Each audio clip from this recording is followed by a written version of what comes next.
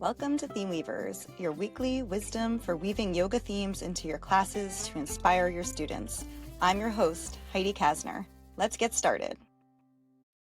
Welcome back to Theme Weavers. Today we're going to look at how to deliver a Dharma talk and weave the story of Ganesha and the moon, which teaches us about balance, humility, and the beauty of imperfection.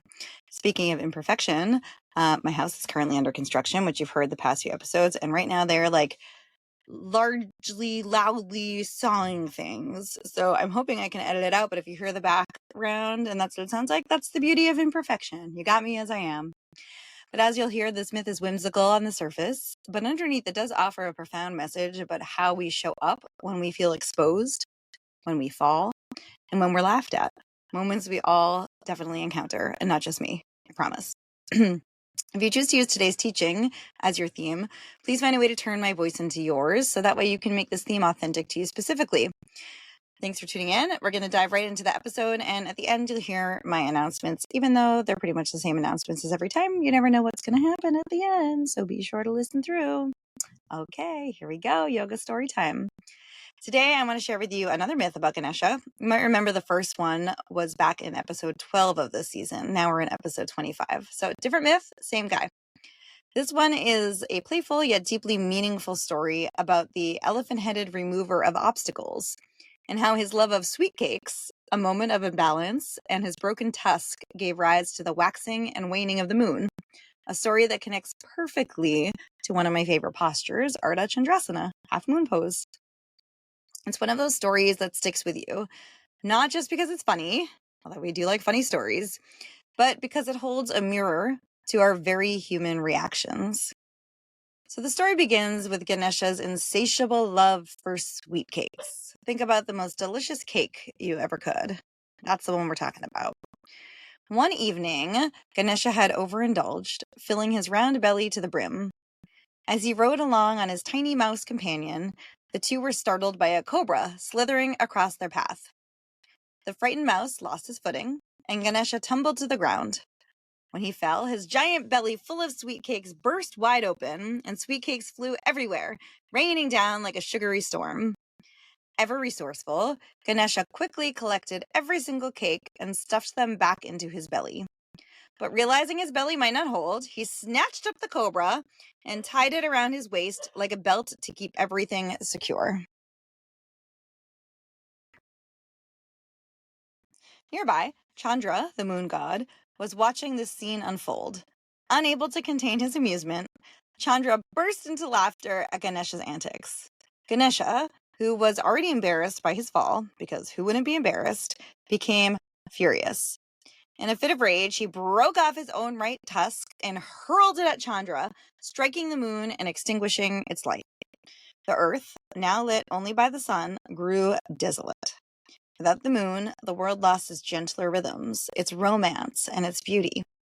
The gods appealed to Ganesha to forgive Chandra and restore the moon's light. After some persuasion, Ganesha agreed, but with a condition. The moon would wax and wane, shining at its fullest only once every 4 weeks, as a reminder of humility and balance. I love this story, not just because it's adorable and funny and makes me smile, but because it hits on something we all experience.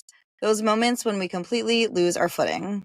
Maybe it's like a literal one, like last year when my dog pulled me out of the door so she could be with her best friend dog, and when the leash got to the end, I went flying down the stairs and fell and really hurt myself. And of course, all these people were out on my lawn and they saw it, and my Ring doorbell saw it, and it was like a whole catastrophe, and I totally lost my footing.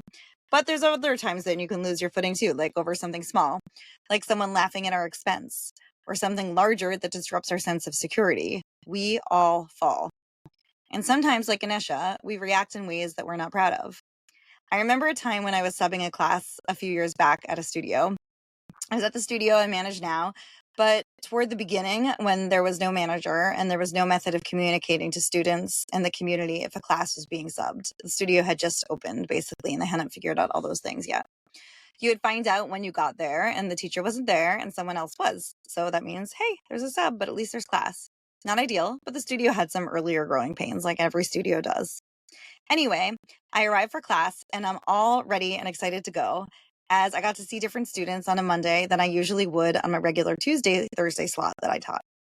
A bunch of people arrived and got set up, and then another student arrived and looked at me with disgust and asked where the teacher was. I explained she was out sick and that my name is Heidi and I'm filling in. The student started to then yell at me in front of everyone, many of whom were in meditation or relaxing prior to class starting. She was yelling that she drives about 45 minutes to an hour to see this teacher and how nobody else is good and that she is so disrespected by not being told that the teacher wasn't there. I started to have that feeling inside when things start to bubble up and get hot. Maybe a combination of embarrassment, anger, frustration, and just plain annoyance. Ever felt that way? Her words completely threw me off balance. I felt my inner reactions, that internal reaction, flare up, my frustration and my defensiveness. And for a moment, I was not in alignment with the calm I wanted to bring into the space. So I somehow stayed calm enough on the outside and told her that she's free to leave without being charged for class, or she could stay and perhaps find that she could take something away from the class, even if it wasn't what she thought she was going to get when she chose to come today. Meanwhile, I was on the edge the entire class and felt like I had to prove myself the entire time. It wasn't great. You know, when you're like feeling like you have to over effort so that way people will like you or like your class. It just wasn't great. And at the end, well, she said it wasn't so bad, but she would never come back and take my class again. The other students, clearly uncomfortable themselves, were so kind and said how much they loved it. Earlier in my teaching career, I probably would have cried and taken it so personally and never wanted to teach again. But I was able to realize at this later stage of my teaching that this really had nothing to do with me, and this was her journey. She didn't even know me, right? She had no idea what I was going to bring. She came in with that mindset for whatever her reasons were. I had an easier time finding my balance afterwards, but the situation the situation had me, I don't know, what would you say? How would I say this? The situation didn't have me feeling like I wanted to be the teacher that I wanted to be and didn't allow me to create the feeling I wanted for my students. And I didn't like that. It felt very uncomfortable and very dissonant. Not a big fan. And I didn't like how the reaction was me not being that teacher that I wanted to be. So my story, just like this myth from today, invites us to reflect on how we react when we lose our balance, whether it's physical, emotional, or mental. Ganesha's story shows us that moments of imbalance are inevitable, but how we respond to them shapes our growth. Just like the moon waxes and wanes, we too have cycles of strength and vulnerability, and both are essential parts of our journey. Ganesha's broken tusk reminds us to hold space for our imperfections and learn from our missteps. Balance is really not about perfection. It's about finding stability amidst the unpredictability of life. And in that space, between falling and rising, between shame and laughter, we get to choose who we become. So much of our lives today are about holding it all together, being efficient, productive, in control, like not actually showing your emotions and just being this like version of yourself you think people want you to be. But what happens when things don't go according to plan? Do we laugh it off or do we throw our proverbial tusks? This myth encourages us to not only notice our reactions, but to forgive ourselves and others when those reactions aren't graceful or aren't in line with the way that we want to show up in the world.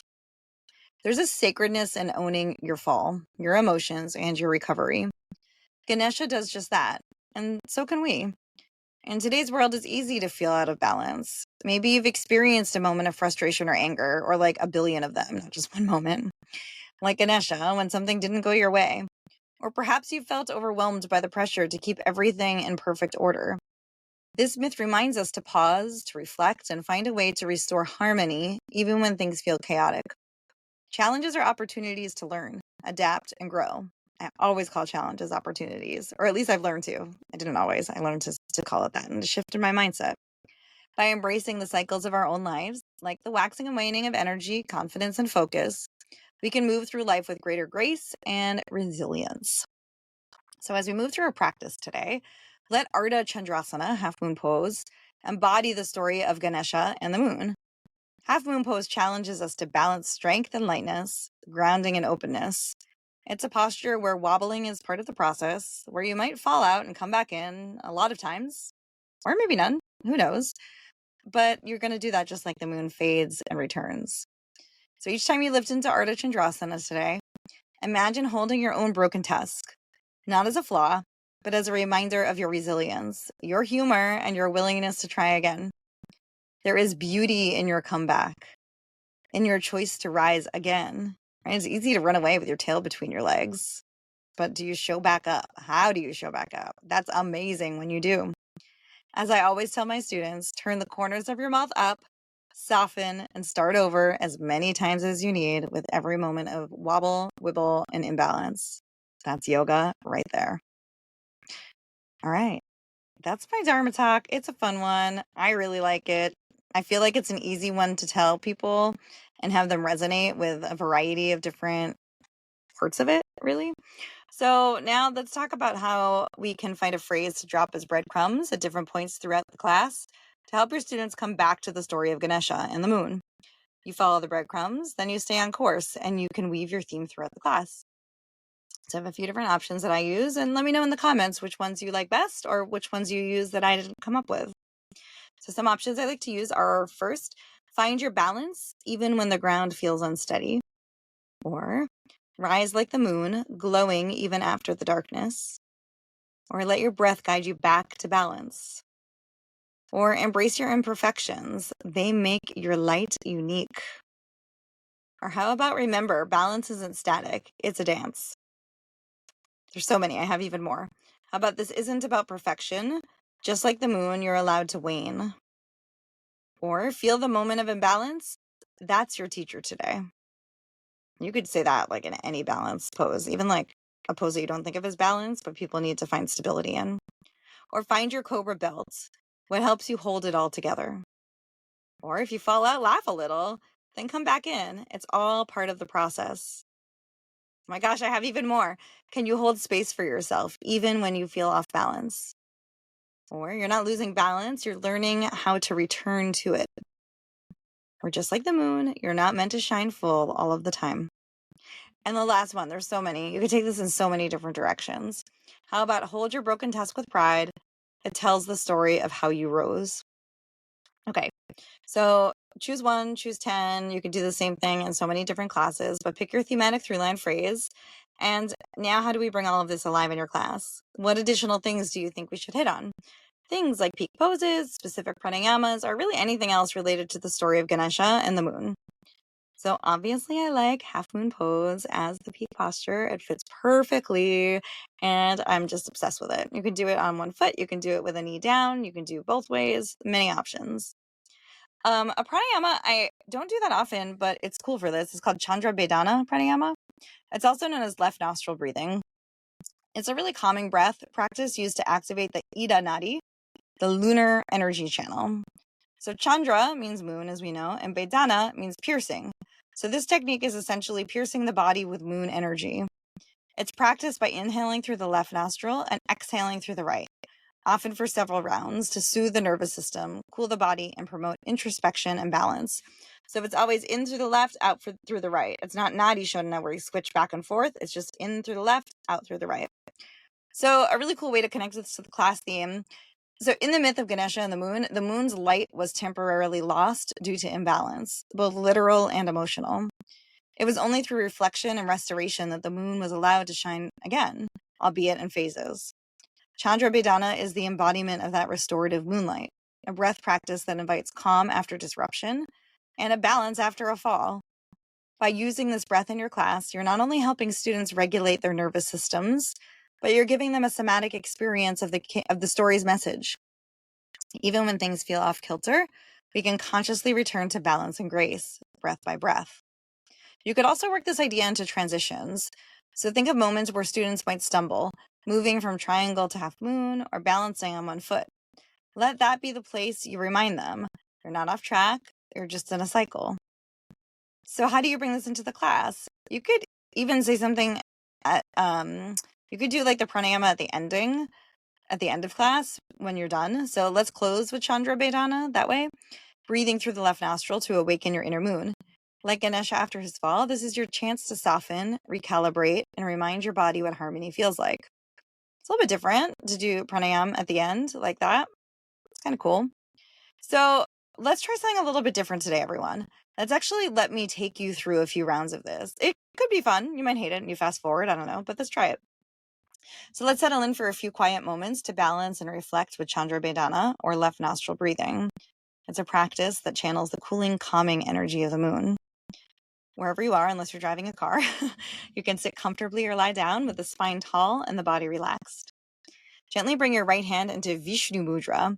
So that's when you fold your index and middle finger down, keeping your thumb, ring finger, and pinky extended. Use your right thumb to close off your right nostril. Slowly inhale through the left nostril. Feel the breath travel up, cool and soft. At the top, gently close the left nostril with your ring finger. Open the right nostril and exhale slowly through the right. Let it all go. That's one round. Let's continue. Cover the right, inhale through the left. Cover the left, exhale through the right. And let's take another 3 rounds together. Cover the right, inhale left. Cover the left, exhale right. 2 more rounds. Cover right, inhale left. Cover left, exhale right. Last quick round for today. Cover the right, inhale the left. Cover the left, exhale the right. Then release your right hand to your lap and let the breath return to normal. Noticing any sense of calm or clarity that's beginning to emerge. Just like the moon in Ganesha's story, your energy doesn't need to be at its peak to be meaningful. Sometimes your quiet presence is the most powerful thing you can offer. So that's sort of how I would introduce that breathwork practice into the end of a class if you were to do that. Just wanted to give you a little sample. Hope you enjoyed it. If you're a quote teacher, some quotes you can intersperse throughout class or toward the end or the beginning, up to you, are this one's by Unknown. Even the moon goes through phases, yet it shines at its fullest. Another Unknown. Grace is not about perfection, but about finding peace in imperfection. Or Rumi. Life is a balance of holding on and letting go. And the last quote is also from an unknown author. Strength comes from the ability to adapt to the cycles of life. So many unknown authors out there, quotes. Maybe I have quotes out there that nobody ever gave credit to me. And they're just out there. It's like unknown. You would never know what came from me. All right. So let's wrap up the class now that we talked about all of that. Here's what I would say as a reverse Dharma talk, the closing to class. As you prepare to leave your mat, take with you the lessons of Ganesha and the moon. Life will inevitably bring moments of imbalance and imperfection. But within those moments lies the opportunity to adapt, to grow, and to find grace. Ask yourself, where can I find balance in my life? How can I embrace the cycles of strength and vulnerability with compassion? Like the moon, your light may wax and wane, but it's always present. And maybe the next time you fall, on your mat or in life, you'll remember Ganesha and smile a little before you begin again. Now, if you like the story time, find a way to bring the theme alive in your own voice, in your own practice, and in your own teaching. The story of Ganesha and the moon teaches us about balance, humility, and the beauty of imperfection. May this myth inspire you to shine with resilience and grace, both on and off the mat. You can check out all the links below at the bottom of the show notes, where I've left you a link to the transcript of the Dharma talk that I shared for our yoga story time, in case that would help you if you choose to use a version of this in your own teaching. And then before we go, if you like the episode and you're enjoying Theme Weavers, please leave a 5-star review wherever you listen to your podcast. And also be sure to follow the show. It does make a difference for the algorithm. So that way Theme Weavers gets recommended to other people. You can also find Theme Weavers on all the social channels to try and keep up to date with some fun reels and posts that I share. I'm really grateful to each of you who listen. And the more you share and interact, the more energy and excitement that it's sending my way. I've received a really great amount of emails lately, especially after the episode on Ashtavakrasana. That was episode 70 back in the season a few episodes ago. People seem to really be moved by that episode and shared about it, and I really appreciate that. Now I want to do that for every episode. Oh, geez, no, just be in whatever it is. It's all wonderful. There's also an option to set up a subscription to Theme Weavers for a small monthly fee. Beyond showing me gratitude, if you're a chromatic yoga teacher, you can track your listening hours to count as continuing education to help you through the levels of chromatic. If you have any questions about that, just reach out to me at themeweaverspodcast@gmail.com. And last, in the show notes, there's also links to my Theme Weavers Academy course, to help you with coming up with themes for your own classes in a really simple, effective way. And also my book, Energize Your Life, a chakra workbook for personal transformation. I really appreciate all of you that have taken part in either the book or the training. It means a lot. I have some really cool options to bring the book alive and yoga teacher training programs that I've been doing lately with different schools, both in person and over Zoom, depending on what your teacher training program would be interested in. So just reach out, let me know. Tune in next time for a new myth for inspiration for your classes. Thank you so much for joining me. I'll see you next week with a new myth and modern inspiration to bring to your practice and your teaching. See you next time.